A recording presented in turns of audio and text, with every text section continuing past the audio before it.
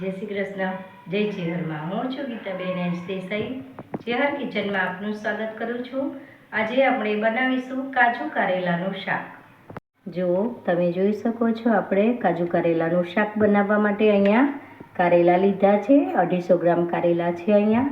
અને આપણે અહીંયા કાજુ લીધા છે. આદુ લસણ મરચાંની પેસ્ટ લીધી છે. અહીંયા આપણે ચાટ મસાલો લીધો છે, ગરમ મસાલો લીધો છે. આ આપણે દળેલા બધા મસાલા લીધા છે. અહીંયા ખાંડ લીધી છે અને અહીંયા તેલ લીધું છે. જુઓ, તમે જોઈ શકો છો, આ કારેલાને આપણે આવી રીતે બંને સાઈડથી થોડું થોડું કટિંગ કરી લેવાનું છે. અને આવી રીતે આપણે એની છાલ ઉતારી લેવાની છે. જે કરકરો ભાગ હોય એને આપણે કાઢી નાખવાનો છે. વધારે છાલ આની ઉતારવાની નથી.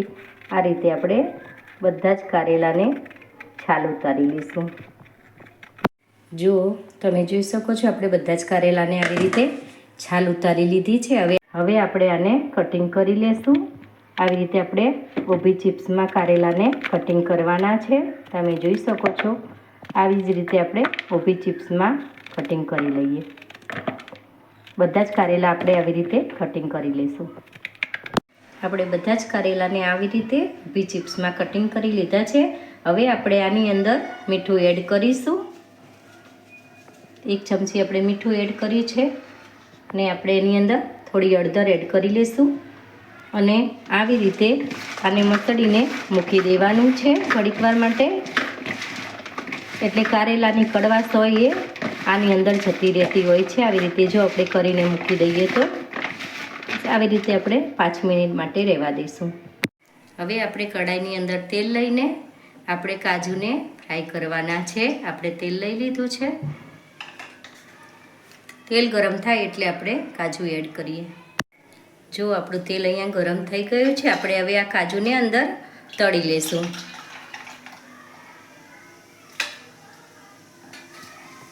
હલકો બ્રાઉન કલર થાય ત્યાં સુધી આપણે આ કાજુને તળવાના છે. જુઓ, આપણા કાજુ અહીંયા તળાઈ ગયા છે. આપણે એને બહાર કાઢી લઈશું. જો આવી રીતે તળાય ત્યાં સુધી આપણે તળવાના છે.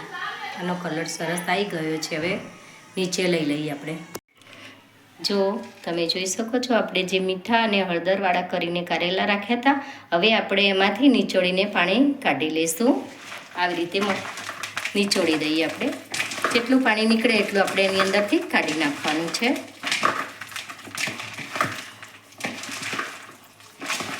આવી રીતે મસળીને પાણી કાઢી નાખવાથી કારેલાનું અંદરથી બિલકુલ કડવાશ રહેતી નથી. તમે જોઈ શકો છો, આપણે આમ દબાઈએ તો પાણી નીકળી જાય છે. તો આવી રીતે મસળીને બધું જ પાણી આપણે કાઢી નાખીએ.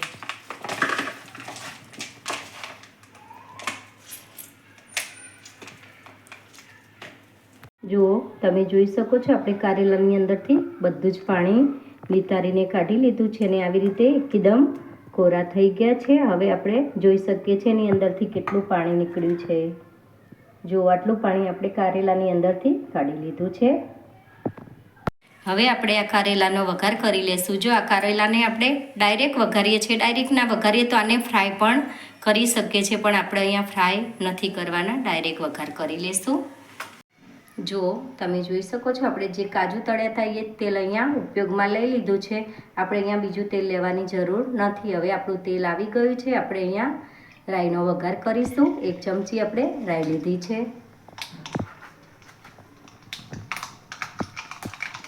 1 ચમચી આપણે જીરું લીધું છે. 1/2 ચમચી હિંગ લીધી છે. અહીંયા 1 ચમચી આપણે આદુ લસણ મરચાંની પેસ્ટ લીધી છે.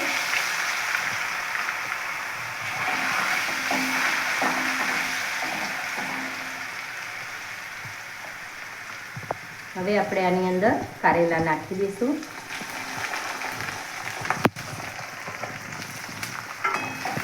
કારેલાને મિક્સ કરીને હવે આપણે આ કારેલાને થાળી મૂકી દેવાની છે ઉપર આવી રીતે. અને આની ઉપર પાણી નાખી દેવાનું છે. આવી રીતે પાણી નાખી અને 5 મિનિટ સ્લો ગેસે આપણે આને ચડવા દેશું.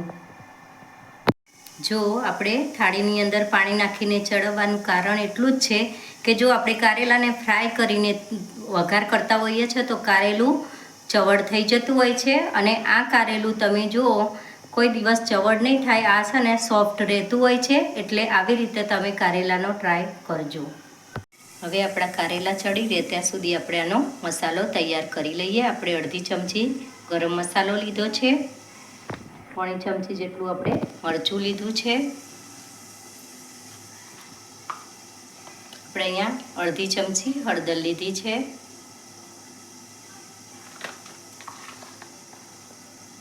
એક ચમચી આપણે ધાણા જીરું લીધું છે. આપણે મીઠું અહીંયા બહુ નથી નાખવાનું, કારણ કે મીઠામાં આપણે કારેલાને નીચોયા હતા એટલે મીઠાનો ભાગ એની અંદર આવી ગયો હશે, એટલે મીઠું ખાલી સ્વાદ પ્રમાણે લઈએ. આ મસાલાને આપણે મિક્સ કરી લઈએ. જો તમે જોઈ શકો છો આ કારેલાનો મસાલો બહુ સરસ રીતે તૈયાર થઈ ગયો છે. આવી રીતે આપણે બનાવીને નાખીએ તો કારેલાની અંદર ટેસ્ટ બહુ સરસ આવતો હોય છે, એટલે આ મસાલાને આપણે સાઈડમાં કરી લઈએ. આપણે હવે થાળીને લઈ અને કારેલા જોઈ લઈશું. થાળીનું પાણી અંદર ના પડી જાય એનું ધ્યાન રાખવાનું છે, કારણ કે આ કારેલા આપણે વરાળથી ચડ્યા છે. જો તમે જોઈ શકો છો આપણા કારેલા અહીંયા સરસ રીતે ચડી ગયા છે. હવે આપણે આની અંદર મસાલો કરી લઈએ. આપણે જે મસાલો તૈયાર કરીને રાખ્યો છે એ જ મસાલો આપણે આની અંદર એડ કરવાનો છે. આવી રીતે બધો જ મસાલો આપણે લઈ લઈશું. હવે આપણે આને મિક્સ કરી લઈએ. જો જોઈ શકો છો તમે કેટલો સરસ કલર આવ્યો છે આપણા કારેલાના શાકનો અહીંયા. હવે આપણે આની અંદર કાજુ જે ફ્રાય કરીને તળીને રાખ્યા હતા એ અંદર એડ કરી લઈએ. અને આપણે અહીંયા ખાંડ લીધી છે. ખાંડ ના લો તો ગોળનો પણ ઉપયોગ અહીંયા કરી શકીએ, પણ આપણે આજે અહીંયા ખાંડ લીધી છે. ખાંડ બધી જ આપણે અહીંયા એડ કરી લેવાની છે. હવે આપણે આને મિક્સ કરી લઈએ. ખાંડ ઓગળે ત્યાં સુધી આપણે આને 2 મિનિટ માટે રહેવા દેશું. જો તમે જોઈ શકો છો આ કાજુ કારેલાનું શાક આપણે લગ્ન પ્રસંગમાં બને તેવું સરસ રીતે બનાવ્યું છે, અને આપણે શાક અહીંયા રેડી થઈ ગયું છે. હવે આપણે આને નીચે ઉતારી લઈશું. હવે આપણે શાકને સર્વ કરી લઈએ. ગરમ ગરમ ઘઉંની રોટલી અને કારેલાનું શાક બહુ સરસ લાગતું હોય છે ખાવામાં. જો તમે આ શાકનો ટ્રાય આવી રીતે ના કર્યો હોય કાજુ કારેલાનું શાક, તો એક વખત તમારા ઘરે ચોક્કસથી ટ્રાય કરજો. બહુ સરસ લાગતું હોય છે.